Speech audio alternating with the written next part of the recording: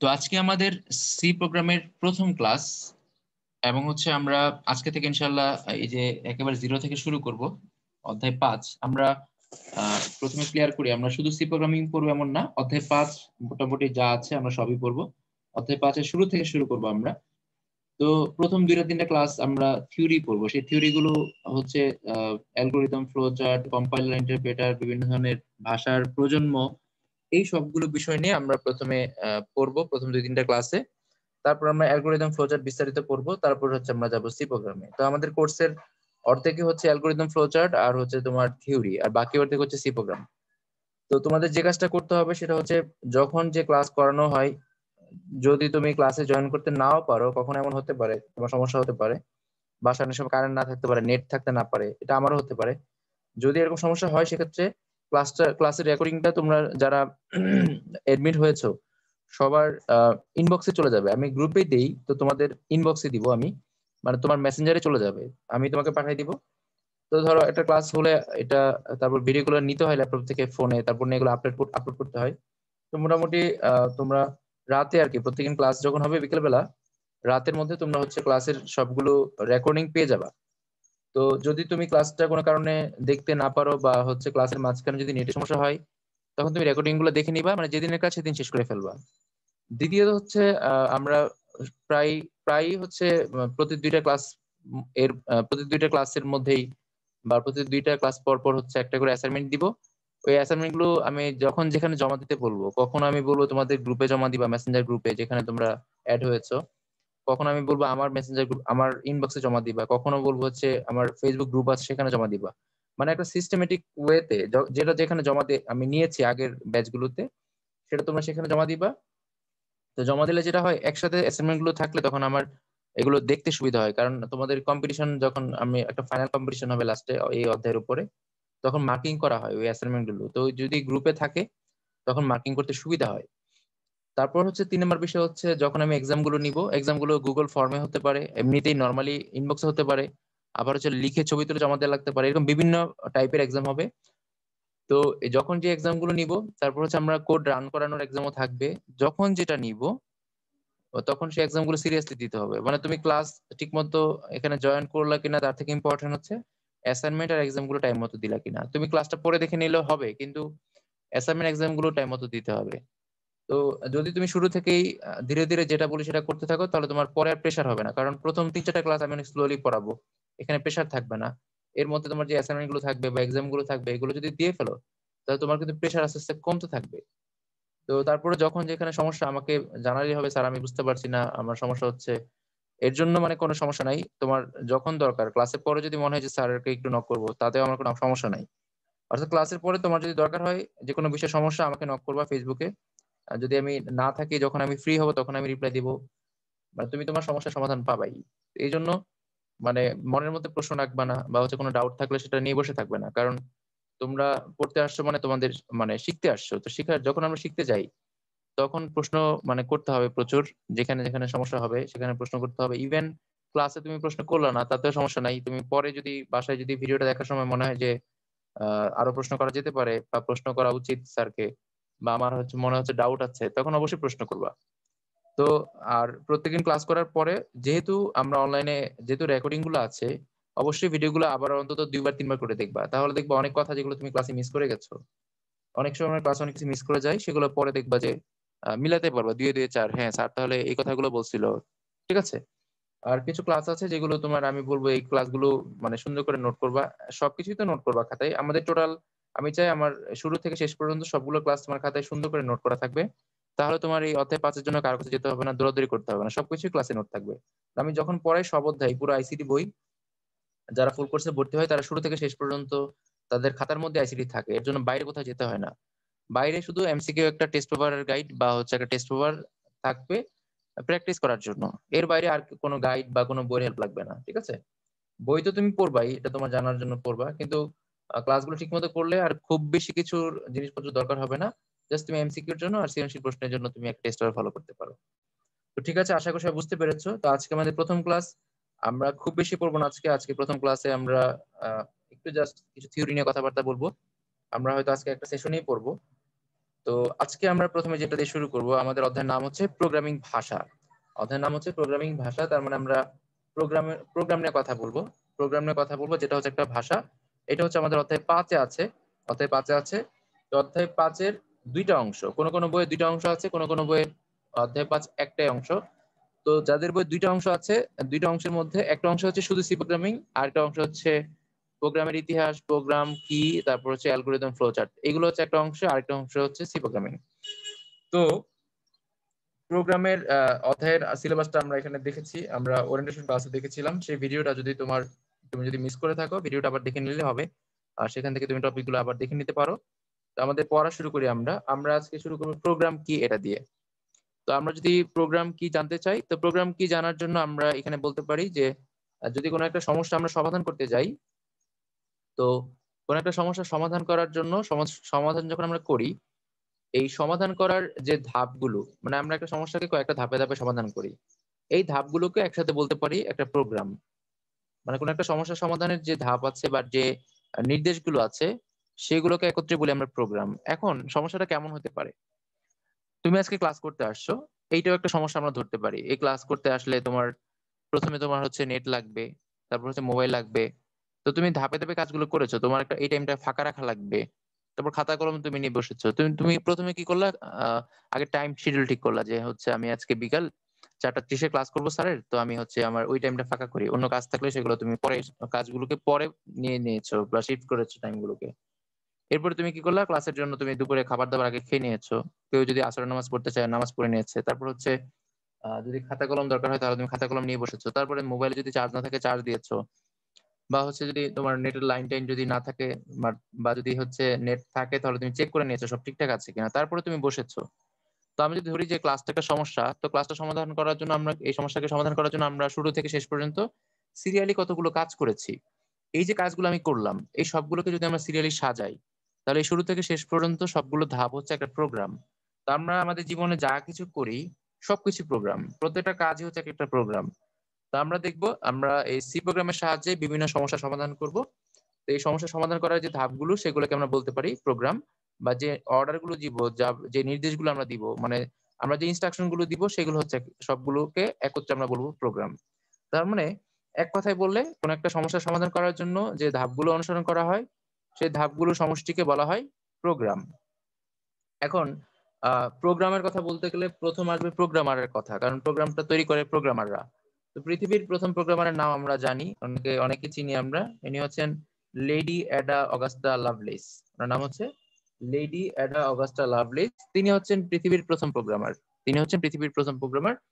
Charles Babbage যখন 1822 সালে difference engine তৈরি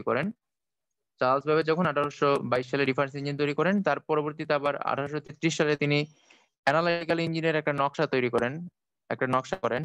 তো অ্যানালিটিক্যাল ইঞ্জিনের মধ্যে বর্তমান যে আধুনিক যে কম্পিউটার গুলো আছে, যেগুলোতে ইনপুট থাকবে, প্রসেস থাকবে, আউটপুট থাকবে, এই বিষয়গুলোর কনসেপ্ট উনি নিয়েছেন। মানে তখন ওই ডিজাইনের মধ্যে এই কনসেপ্টটা ছিল, যদিও তিনি এটা, মানে উনি এটা তৈরি করে যেতে পারেননি, কিন্তু উনি হচ্ছে একটা আধুনিক, আমরা যে মেশিন গুলো ব্যবহার করি বা যে কম্পিউটার গুলো ব্যবহার করি, যে ডিভাইস গুলো ব্যবহার করি, সেগুলোতে ইনপুট, আউটপুট এবং প্রসেসিং এবং মেমোরি, এই যে চারটা জিনিস, এই চারটা জিনিসের কনসেপ্টটা চার্লস বেবেজ দিয়ে যান। এবং ওই মেশিনটা তৈরি করার জন্য উনি দায়িত্ব দেন তার একটা স্টুডেন্ট, তার নাম হচ্ছে লেডি অ্যাডা অগাস্টা।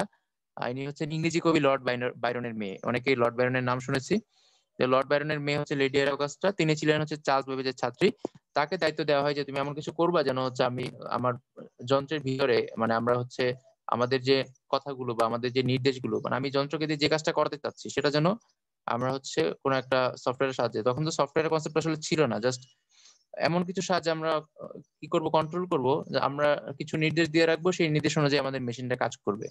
তো তখন হচ্ছে ইনি প্রথম একটা প্রোগ্রামিং ভাষার একটা মানে একটা ডেমো তৈরি করেন, প্রথম প্রোগ্রামিং ভাষা তৈরি করেন। আর সেটা যদিও চার্লস বেবেজের যে কম্পিউটার আছে সেখানে এটা কাজ করেনি, মানে কাজ করেনি বলতে এটা অ্যাপ্লাই করার সুযোগ হয়নি। তো এই যে ভাষাটা, এটা পরবর্তীতে 1980-82 সালের দিকে এসে এই ভাষাটা, এই ভাষাটা তখন ছিল না আর কি। এই ভাষাটার নামে একটা ভাষার নামকরণ করা হয়, সেটা হচ্ছে অ্যাডা। মানে তখন অন্য একটা প্রোগ্রামিং ভাষার নামকরণ করা হয় অ্যাডা। তো এই যে লেডি অ্যাডা অগাস্টা, ওনার নামে পরবর্তীতে একটা প্রোগ্রামিং ভাষার নামকরণ করা হয়। সেই ভাষার নাম হচ্ছে অ্যাডা, জাস্ট ওনার সম্মান রাখার জন্য। ঠিক আছে?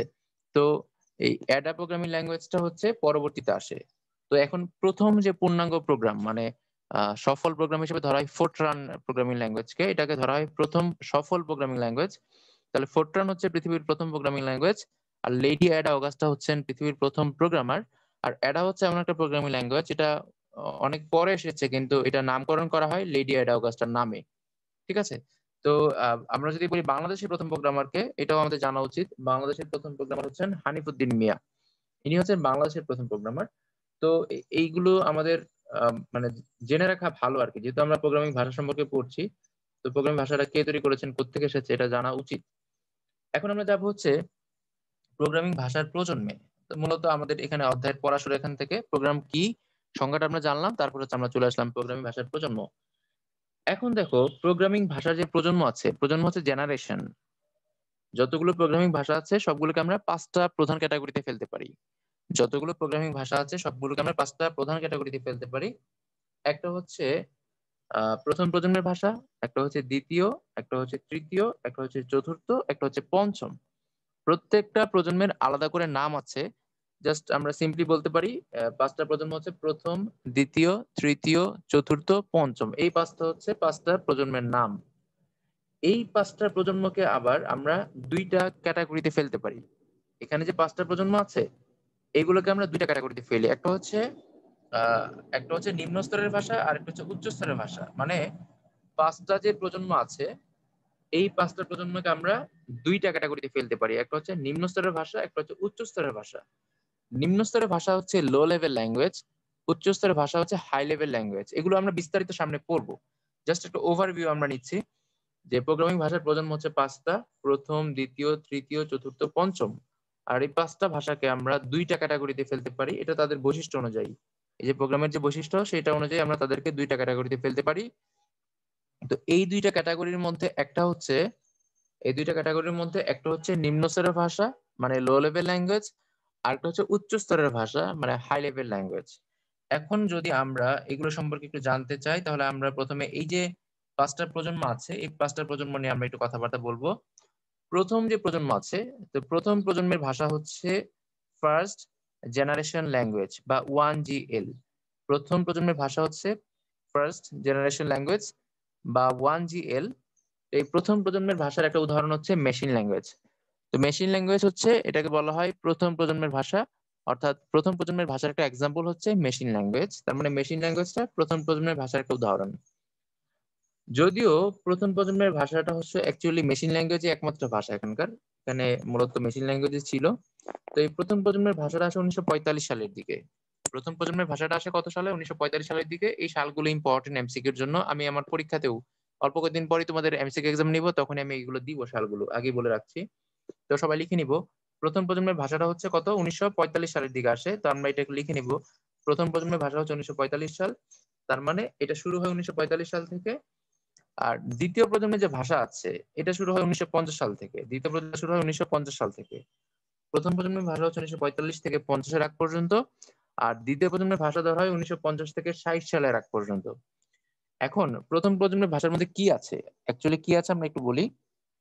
তো প্রথম প্রজন্মের ভাষাকে এগুলো কিন্তু লিখতে হবে। হ্যাঁ, লিখতে পারি আমরা যে প্রথম প্রজন্মের ভাষাকে নিম্ন স্তরের ভাষা বলা হয়। তো একটা জিনিস মনে রাখবা, এই যে প্রথম আর দ্বিতীয় যে দুইটা প্রজন্মের কথা বলছি আমরা, অ্যাকচুয়ালি এই দুইটা প্রজন্ম হচ্ছে নিম্ন স্তরের ভাষা। আমরা বলেছিলাম যে প্রোগ্রামিং ভাষার প্রজন্ম হচ্ছে পাঁচটা, প্রথম, দ্বিতীয়, তৃতীয়, চতুর্থ, পঞ্চম। এই পাঁচটার মধ্যে প্রথম দুইটা মানে প্রথম আর দ্বিতীয়, এই দুইটা প্রজন্মকে বলা হয় নিম্ন স্তরের ভাষা। এই দুইটা প্রজন্মকে বলা হয় নিম্ন স্তরের ভাষা। তো আমরা এখন মূলত নিম্ন স্তরের ভাষাগুলো পড়ছি। নিম্ন স্তরের ভাষাটা আসলে কি? নিম্ন স্তরের ভাষা হচ্ছে যেটা মেশিনের কাছাকাছি, অর্থাৎ মেশিন যেটাকে বেশি বুঝতে পারে। নিম্ন স্তরের ভাষা হচ্ছে মেশিন যেটাকে বেশি বুঝতে পারে। ধরো তুমি যদি ধরো বাংলাদেশের যে ভাষাগুলো আছে, বাংলাদেশের ভাষা, চিটং এর ভাষা আলাদা, নোয়াখালীর ভাষা আলাদা, সিলেটের ভাষা আলাদা, এরকম বিভিন্ন অঞ্চলের ভাষা বিভিন্ন রকম। তারপরে কিন্তু আমরা বুঝতে পারি না, কারণ এগুলো আমাদের বাংলা ভাষাই, আমাদের বাংলা ভাষাই আমরা এগুলো বুঝতে পারি। এখন যদি অন্য কোনো ভাষা হয়, অন্য কোনো ভাষা যদি হয়, ধরো তুমি যদি চাইনিজের কথা বলো বা হচ্ছে জাপানিজের কথা বলো, ফ্রেঞ্চের কথা বলো, সেগুলো কিন্তু তুমি জানো না। তাহলে তোমার জন্য ওই ভাষাগুলো সুইটেবল না, কারণ এগুলো তোমার নিজের ভাষা না। তাহলে মেশিনের জন্য যে ভাষাগুলো বা মেশিনের কাছাকাছি যে ভাষাগুলো, যেগুলো মেশিনের জন্য সুবিধা মানে কম্পিউটারের জন্য সুবিধা, আমরা মেশিন বলতে বিভিন্ন ডিভাইসকে বোঝাচ্ছি, এটা কম্পিউটার হতে পারে, মোবাইল হতে পারে, যে কোনো কিছু হতে পারে। তো যেগুলো মেশিনের জন্য সুবিধা ওইসব ভাষাগুলোকে আমরা কি বলি? নিম্ন স্তরের ভাষা বলি। নিম্ন স্তরের ভাষা বলি। তো নিম্ন স্তরের ভাষা হচ্ছে দুইটা, প্রথম প্রজন্ম আর দ্বিতীয় প্রজন্ম। তো প্রথম প্রজন্মের ভাষাটা হচ্ছে মেশিন ভাষা। তো মেশিন ভাষা হচ্ছে, এই ভাষাটা সবচেয়ে বড় সুবিধা হচ্ছে কম্পিউটার সরাসরি এই ভাষা বুঝতে পারে, কারণ এটা কম্পিউটার নিজের ভাষা।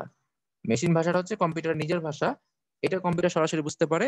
এখানে তুমি যাই লিখবা সব কম্পিউটার বুঝবে, কারণ এই ভাষার মধ্যে যে ইনপুট গুলো আমরা দেই, মেশিন ভাষায় যে ইনপুট গুলো দেই, সেই সবগুলো ইনপুট হচ্ছে 0 1, অর্থাৎ এখানে ইনপুট দেওয়া হয় সবকিছু 0 আর 1 এর সাহায্যে। এখানে সব ইনপুট দেওয়া হয় কিসের সাহায্যে? 0 আর 1 এর সাহায্যে। তো এই জন্য বলা হয় মেশিন ভাষাটা হচ্ছে কম্পিউটারের নিজস্ব ভাষা। এই ভাষায় মেশিন সরাসরি বুঝতে পারে, কম্পিউটার মানে কম্পিউটার সরাসরি এই ভাষা বুঝতে পারে। তো বুঝার কারণে বুঝার কারণে এইখানে কোনো ধরনের অনুবাদক সফটওয়্যারের দরকার হয় না, এখানে কোনো ধরনের অনুবাদক সফটওয়্যারের দরকার হয় না।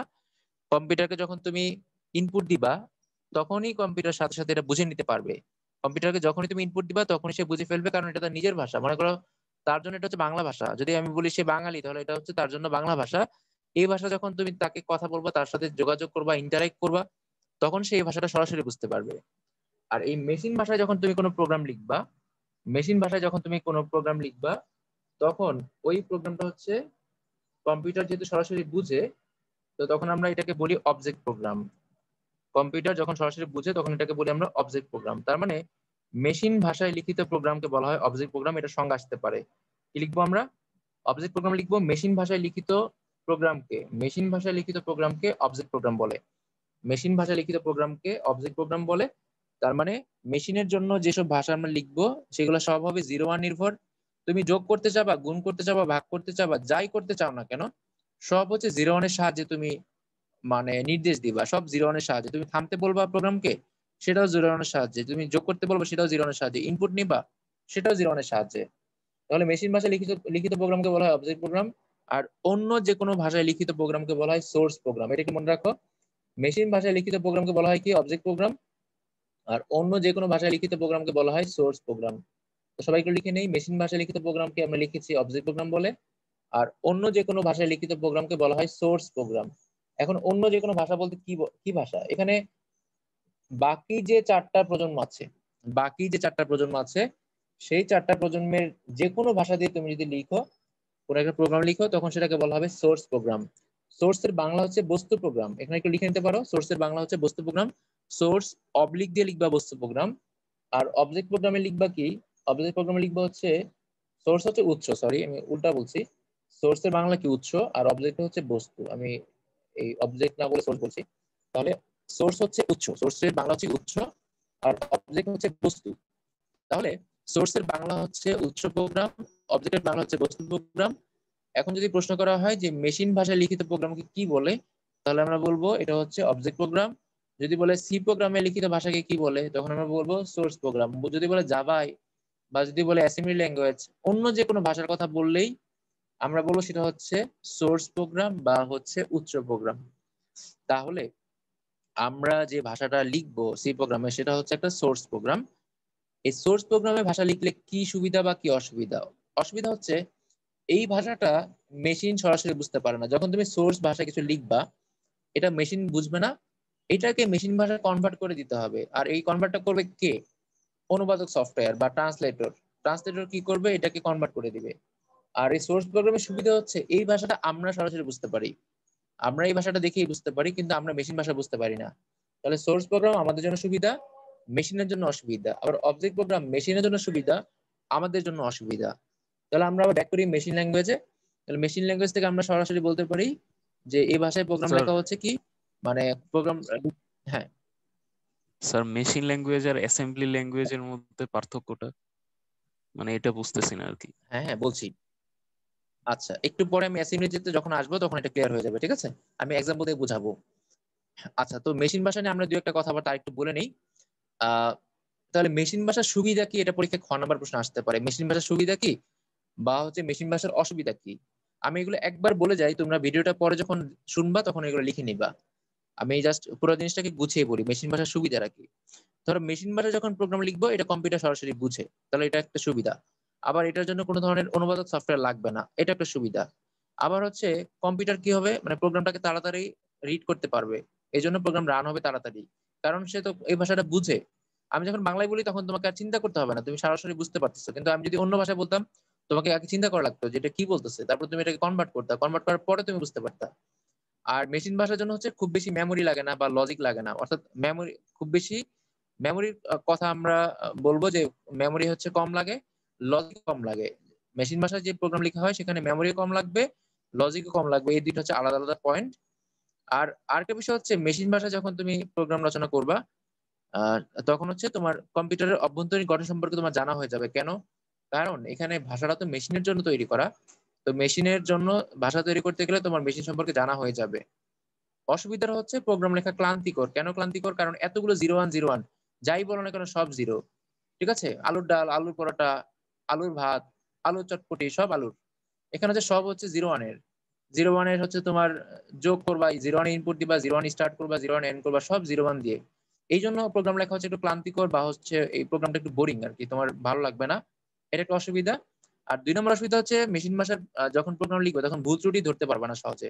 অনেকগুলো জিরো ওয়ানের মধ্যে একটা জিরো ওয়ান যদি চেঞ্জ হয়ে যায় আলাদা করা যাবে না। যেমন চাইনিজ মানুষের চেহারা একই রকম, তুমি হচ্ছে লাখ লাখ চাইনিজের মধ্যে তুমি যদি আলাদা করতে চাও কাকে, খুব টাফ এটা আলাদা করা।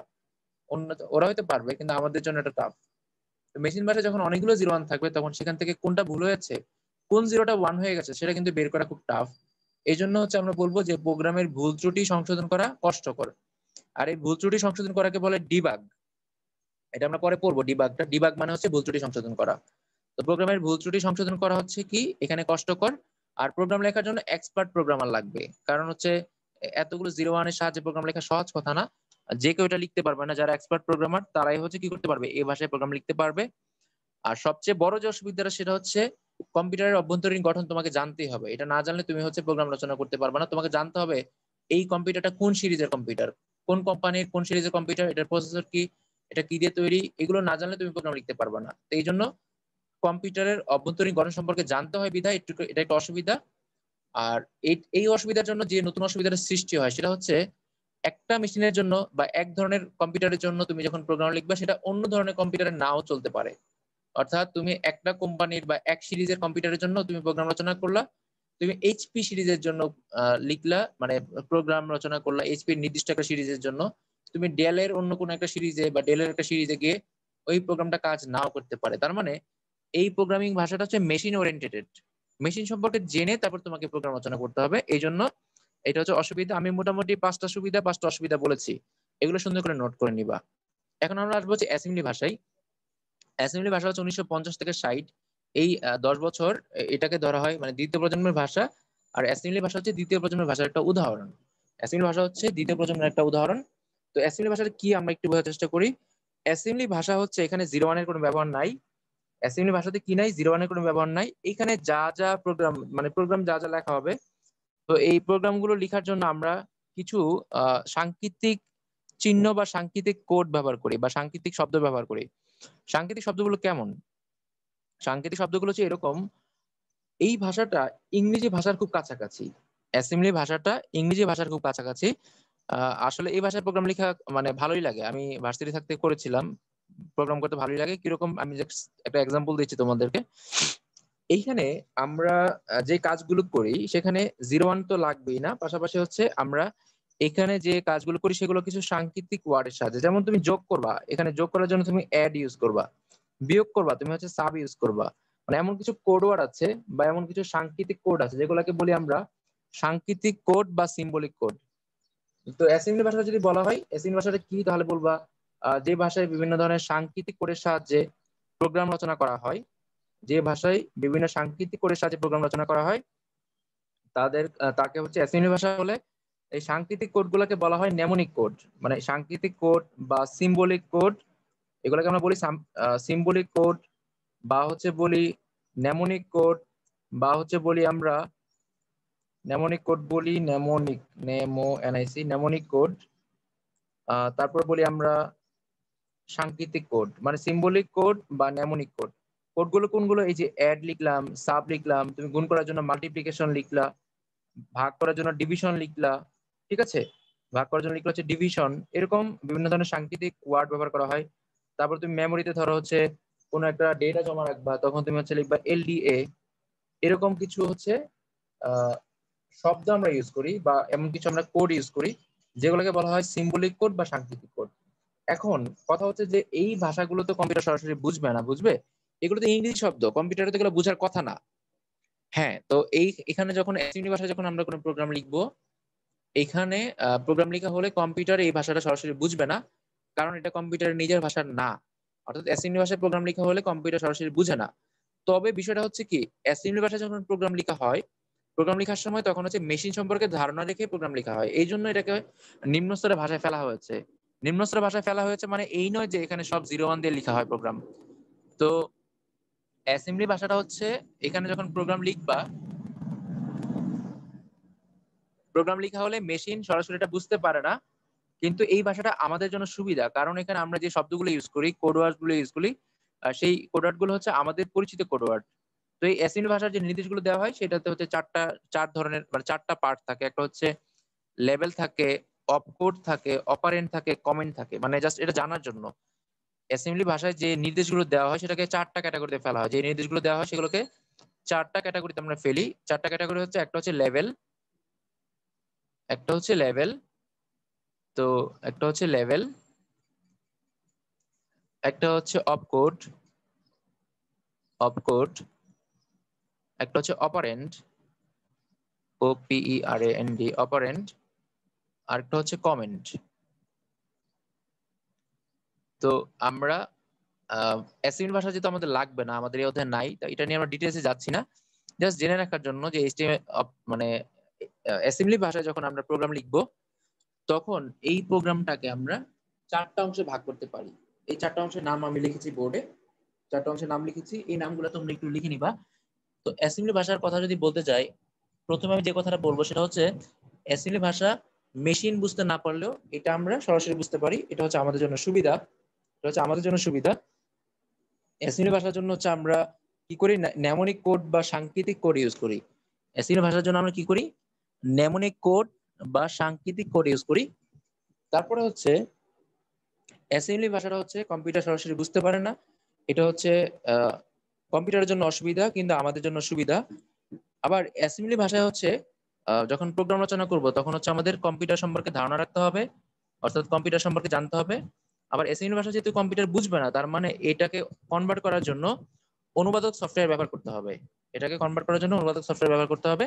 আর সুবিধাগুলোর মধ্যে আরো কিছু উল্লেখযোগ্য সুবিধা হচ্ছে, এই ভাষা যখন প্রোগ্রাম লিখবা তখন প্রোগ্রামে ভুল ত্রুটি কম হবে, কারণ যেহেতু এগুলো ইংরেজি শব্দ, ভুল ত্রুটি হওয়ার সম্ভাবনা কম। আবার ভুল হলেও সেই ভুলগুলোকে খুঁজে বের করা সহজ, মানে ডিবাগিং করা সহজ। ডিবাগ মানে হচ্ছে ভুল ত্রুটি খুঁজে বের করে তা সংশোধন করা। বাগ হচ্ছে প্রোগ্রামের যে ভুলগুলো থাকে সেগুলোকে বলি আমরা বাগ, বিইউজি, বাগ। বাগ শব্দ অর্থ হচ্ছে ছাড় পোকা, বিইউজি, বাগ হচ্ছে প্রোগ্রামের ভুল। আমি এখানে লিখছি শব্দটা, বিইউজি, বাগ হচ্ছে প্রোগ্রামের ভুল, যে ভুলগুলো থাকে সেগুলোকে বলি আমরা বাগ। আর ডিবাগ হচ্ছে প্রোগ্রামের ভুল ত্রুটি খুঁজে বের করে সংশোধন করা। মানে প্রোগ্রামের কোনো ভুল হলো, তুমি কি করলে ভুলটাকে খুঁজে বের করে তারপর এটাকে সংশোধন করলা, সেটাকে বলে ডিবাগ, ডিবাগ। তো বাগ হচ্ছে প্রোগ্রামের অন্তর্নিহিত ভুল, আর ডিবাগ হচ্ছে ভুল ত্রুটি খুঁজে বের করে সেটাকে সংশোধন করাকে বলা হয় ডিবাগ করা বা ডিবাগিং। এখন দেখো, তাহলে মেশিন ভাষা আর অ্যাসেম্বলি ভাষা দুইটারে আমরা সুবিধা আর অসুবিধা দেখলাম। তোমাদের অ্যাসাইনমেন্ট থাকবে মেশিন ভাষা আর অ্যাসেম্বলি ভাষার পার্থক্য লিখে জমা দিবা। আমি কোথায় জমা দিতে হবে বলে দিব তোমাদের গ্রুপে। তোমাদের অ্যাসাইনমেন্ট থাকবে হচ্ছে মেশিন ভাষা আর অ্যাসেম্বলি ভাষার পার্থক্য লিখে আমাকে জমা দিবা। তোমরা বইয়ের হেল্প নিতে পারো, মানে বইয়ের হেল্প নিলে আরো হয়তো আরো অনেক পয়েন্ট পেতে পারো। তাহলে আমরা এক কথায় বলতে চাই যে মেশিন ভাষা কম্পিউটার সরাসরি বুঝে, অ্যাসেম্বলি ভাষা কম্পিউটার সরাসরি বুঝে না। মেশিন ভাষা আর অ্যাসেম্বলি ভাষার মধ্যে কমন জায়গা হচ্ছে দুইটাকে বলা হয় নিম্ন স্তরের ভাষা, কারণ এই দুইটা ভাষাতেই যখন প্রোগ্রাম লেখা হয় তখন মেশিন সম্পর্কে ধারণা রাখা হয়।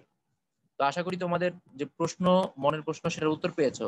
সাকিব, তুমি কি বুঝতে পেরেছো? তুমি প্রশ্ন করেছিলা। জি স্যার। ওকে, ঠিক আছে, যেটা বলছিলাম, তাহলে আমরা নিম্ন স্তরের ভাষা দেখলাম। এখন যদি আমরা উচ্চ স্তরের ভাষার কথা বলি, তাহলে উচ্চ স্তরের ভাষার কথা বলতে গেলে আমরা প্রথমেই বলবো হচ্ছে, মুছে দিচ্ছি আমি। উচ্চ স্তরের ভাষার কথা বলতে গেলে প্রথমেই বলবো যে আমরা যে সি প্রোগ্রাম করতে যাব সেটা হচ্ছে উচ্চ স্তরের ভাষার মধ্যেই পড়ে।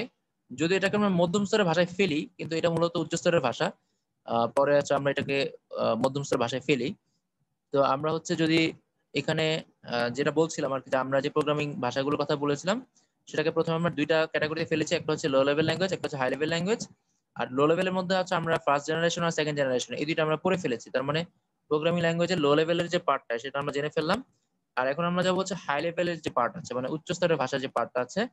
তো উচ্চ স্তরের যে ভাষাটা আছে সেগুলোকে আমরা বলি যে তৃতীয় প্রজন্ম, চতুর্থ প্রজন্ম, পঞ্চম প্রজন্ম, এই তিনটে প্রজন্মের ভাষাকে বলি আমরা উচ্চ স্তরের ভাষার প্রজন্ম। এই তিনটা প্রজন্মকে বলি আমরা উচ্চ স্তরের ভাষার প্রজন্ম। তো আমরা যদি প্রথমে তৃতীয় প্রজন্মের কথা বলতে চাই, তো তৃতীয় প্রজন্মের ভাষাটাকে বলা হয় থার্ড জেনারেশন ল্যাঙ্গুয়েজ বা 3GL। তৃতীয় প্রজন্মের ভাষা হচ্ছে থার্ড জেনারেশন ল্যাঙ্গুয়েজ বা হচ্ছে 3GL। তো তৃতীয় প্রজন্মের ভাষা যেটাকে আমরা বলি উচ্চ স্তরের ভাষা, হ্যাঁ এই নামটা মনে রাখতে হবে, বাংলা নামটা উচ্চ স্তরের ভাষা বা হাই লেভেল ল্যাঙ্গুয়েজ, এটা মনে রাখতে হবে। তো পরীক্ষায় তৃতীয় প্রজন্মের ভাষা না বলে বলতে পারে উচ্চ স্তরের ভাষার বৈশিষ্ট্য লিখো বা উচ্চ স্তরের ভাষার সুবিধা লিখো। তখন তুমি কি বলবা যে উচ্চ স্তরের ভাষা হচ্ছে এগুলো হচ্ছে উদাহরণ কিছু দিবা, যেমন উচ্চ স্তরের ভাষাগুলো হচ্ছে C++ আছে, C++ আছে, বেসিক আছে, ফোরট্রান আছে, প্যাসকেল আছে। এই ভাষাগুলো হচ্ছে উচ্চ স্তরের ভাষা। C++, সি ভাষাটা উচ্চ স্তরের ভাষার মধ্যেই পড়তো, কিন্তু এটাকে এখন ধরা হয় কোথায়, এটাকে ধরা হয় মধ্যম স্তরের ভাষায়। তো মধ্যম স্তরের ভাষা নিয়ে আমরা যখন সি পড়বো তখন এটা নিয়ে আলাদা করে কথা বলবো। তো বেসিক, ফোরট্রান, প্যাসকেল এই সবগুলো ভাষা হচ্ছে উচ্চ স্তরের ভাষা। তো এর মধ্যে একটা ভাষা তো আমরা শিখবই, ফোরট্রান, TRAN, ফোরট্রান। তারপর হচ্ছে প্যাসকেল, কোবল, প্যাসকেল, কোবল এইগুলো হচ্ছে উচ্চ স্তরের ভাষায় ফেলা হয়। এরকম অনেক অসংখ্য ভাষা আছে। তো আমরা উচ্চ স্তরের ভাষা নিয়ে যেটা বলবো, প্রথমে আমি বলবো যে মেশিন ভাষা ছাড়া বাকি যে ভাষাগুলো আছে সবগুলো ভাষার জন্য তুমি একটা কথা কমন বলবা, সেটা হচ্ছে যে এই সবগুলো ভাষায় কি করতে হয়, এই সবগুলো ভাষায় মেশিন ভাষা ছাড়া সবগুলো ভাষাতে অনুবাদক সফটওয়্যার লাগে। কেন? কারণ এই ভাষাগুলো কম্পিউটার সরাসরি বুঝতে পারে না। ওই ভাষাগুলো কম্পিউটার সরাসরি বুঝতে পারে না, তাই ওখানে কি লাগে, অনুবাদক সফটওয়্যার লাগে। তো উচ্চস্তরের ভাষার সুবিধাগুলো হচ্ছে এগুলো মানুষের জন্য এই ভাষায় আত্মস্থ করা সহজ বা প্রোগ্রাম সহ শেখা কি মানুষের জন্য সহজ, কারণ এই ভাষাগুলো হচ্ছে আমাদের ভাষার কাছাকাছি, মানে ইংরেজি ভাষার কাছাকাছি। আর একটা বিষয় হচ্ছে এই ভাষায় কি থাকে, অসংখ্য লাইব্রেরি ফাংশন থাকে, মানে বিভিন্ন কাজের জন্য। আমরা সি প্রোগ্রাম যখন পড়বো তখন দেখবো সি প্রোগ্রামে বিভিন্ন কাজের জন্য, সি প্রোগ্রামে দেখবো বিভিন্ন কাজের জন্য বিভিন্ন ধরনের লাইব্রেরি ফাংশন থাকবে। লাইব্রেরি ফাংশন গুলো কি, যখন যে কাজ থাকবে সেই নির্দিষ্ট কাজের জন্য নির্দিষ্ট লাইব্রেরি ফাংশন থাকবে। আর হচ্ছে এই ভাষাগুলোতে প্রোগ্রাম লেখা হবে কি, এগুলো তুলনামূলক প্রোগ্রামগুলো ছোট হয়, যেহেতু আমাদের ভাষায় আমরা প্রোগ্রামগুলোকে ছোটভাবে উপস্থাপন করতে পারি। অসুবিধা হচ্ছে যেহেতু এটা মেশিনের ভাষা না, এই ভাষাগুলোকে কি করতে হবে, মেশিনের ভাষায় কনভার্ট করতে হয়। তাই হচ্ছে মেশিন সম্পর্কে ধারণা রাখতে হয়। তাহলে আমরা আরেকটা পজিটিভ বিষয় বলতে পারি যে উচ্চস্তরের ভাষাগুলো সম্পর্কে যখন আমরা প্রোগ্রাম লিখবো তখন মেশিন সম্পর্কে জানতে হবে না, বা কম্পিউটারের হার্ডওয়্যার সম্পর্কে ধারণা রাখতে হবে না। কম্পিউটার কি দিয়ে তৈরি বা তার প্রসেসর কি, র্যাম কি, এগুলো সম্পর্কে জানতে হবে না, বা এটা কোন মডেলের এটাও জানতে হবে না। কারণ এইগুলো হচ্ছে, এই উচ্চস্তরের ভাষাগুলো মেশিন ডিপেন্ডেন্ট না। উচ্চস্তরের কোনো ভাষায় মেশিন ডিপেন্ডেন্ট না। এই পয়েন্টটা সবার জন্যই কমন, উচ্চস্তরের সবগুলো ভাষার জন্যই কমন, যে উচ্চস্তরের কোনো ভাষায় মেশিন ডিপেন্ডেন্ট না। উচ্চস্তরের ভাষাগুলোতে হচ্ছে কি লাগবে, অনুবাদক সফটওয়্যার লাগবে, অর্থাৎ এখানে কম্পিউটার সরাসরি বুঝতে পারবে না। এই ভাষাগুলোতে হচ্ছে প্রোগ্রাম লেখা তুলনামূলকভাবে সহজ। সহজ না হলেও প্রোগ্রাম লেখা হচ্ছে ক্লান্তিকর বা বিরক্তিকর না, কারণ হচ্ছে এগুলো আমাদের ভাষা। আর হচ্ছে যখন আমরা প্রোগ্রাম লিখবো তখন কম্পিউটার সম্পর্কে জানতে হবে না, কারণ এগুলো কম্পিউটার ডিপেন্ডেন্ট না। আর বিভিন্ন ধরনের লাইব্রেরি ফাংশন আছে, হ্যাঁ বিভিন্ন ধরনের লাইব্রেরি ফাংশন আছে, প্রোগ্রামগুলো তুলনামূলক ছোট হয়। আর তাছাড়া হচ্ছে তোমার যদি আমরা বলি অসুবিধার কথা, তাহলে দক্ষতা হচ্ছে লো লেভেল ভাষার তুলনায় কম, কারণ এই ভাষাগুলো তুমি যখন প্রোগ্রাম লিখবা তখন সেটা হচ্ছে আগে মেশিন ভাষায় কনভার্ট হবে, তারপর সেটা হচ্ছে রান হবে, মানে তুলনামূলক রান হতে একটু টাইম লাগবে। সেই জন্য বলা হয় কি, যে এগুলোর হচ্ছে দক্ষতা তুলনামূলকভাবে কম। আর মেশিন ভাষার তুলনায় এখানে মেমোরিটা বেশি লাগবে। যখন তুমি প্রোগ্রাম লিখবা মেশিন ভাষার তুলনায় উচ্চস্তরের ভাষাগুলোতে হচ্ছে কি লাগবে, মেমোরিটা বেশি লাগবে। তো আমরা হচ্ছে উচ্চস্তরের ভাষার একটা উদাহরণ দেখলাম, সেটা হচ্ছে 3GL বা থার্ড জেনারেশন ল্যাঙ্গুয়েজের একটা উদাহরণ হচ্ছে 3GL। এখানে ভাষাগুলো কি কি দেখলাম, C++, basic, Pascal, COBOL, Fortran ইত্যাদি ইত্যাদি। তার মানে এই ভাষাগুলো হচ্ছে ইংরেজি ভাষার কাছাকাছি, যেগুলো আমাদের ভাষার কাছাকাছি। এবং এগুলোর জন্য মানে প্রোগ্রাম লিখতে হচ্ছে খুব বেশি কষ্ট, মানে ব্যাক পেতে হয় না, মানে মোটামুটি ভালো প্রোগ্রামার হলেই লেখা যায়। এক্সপার্ট লেভেলের প্রোগ্রামার লাগবে না প্রোগ্রাম লেখার জন্য, মানে আমরা যারা শিখতে চাই তারা হচ্ছে এই ভাষায় প্রোগ্রাম লিখতে পারবো বা শিখতে পারবো। তো এই তৃতীয় স্যার প্রজন্মের এখন কি ভাষাটা হচ্ছে মেশিন তোমরা যেটা করবা এটা। স্যার এখন কি মেশিন হ্যাঁ ল্যাঙ্গুয়েজ বলো। ইউজ হয়, মানে এটা? হ্যাঁ ইউজ হয়, মানে ইউজ হয় কেন, কারণ হচ্ছে এই মেশিনের ইন্টারনাল যে বিভিন্ন কাজগুলো আছে, র্যামের ক্ষেত্রে বলো, ওখানে রেজিস্টার আছে, ওইসব কাজের জন্য এটা ইউজ হয়, স্টিল ইউজ হয়। প্রথম দিকে শুধু মেশিন ভাষায় ছিল, অন্য কোনো ভাষা কিন্তু ছিল না, তখন শুধু মেশিন দিয়ে কাজ করা হইতো। এখনো ইউজ হয়। এই যে আমরা তোমার যে আমরা যে কম্পিউটারে যে আমরা যে ইনপুট গুলো দিচ্ছি, আমি ধর কিবোর্ডে লিখছি, এগুলো তো মেশিনে কনভার্ট হচ্ছে, তাই না? 0 1 কনভার্ট হচ্ছে, নাহলে তো মেশিন বুঝতো না। আর কনভার্ট হওয়া মানে মেশিন ভাষা কাজ করছে এখানে। আচ্ছা, তো আমরা একটা আজকে আর পড়াতে চাইছিলাম না। আচ্ছা, যাই হোক, আমরা একটা ছোট বিরতি নিব। তোমরা কি নামাজ পড়ে ফেলেছো না নামাজ পড়বা? স্যার পড়তে হবে স্যার। আচ্ছা, তাহলে নামাজ পড়ো। আমরা 10 মিনিটের টাইম দিলে হবে না?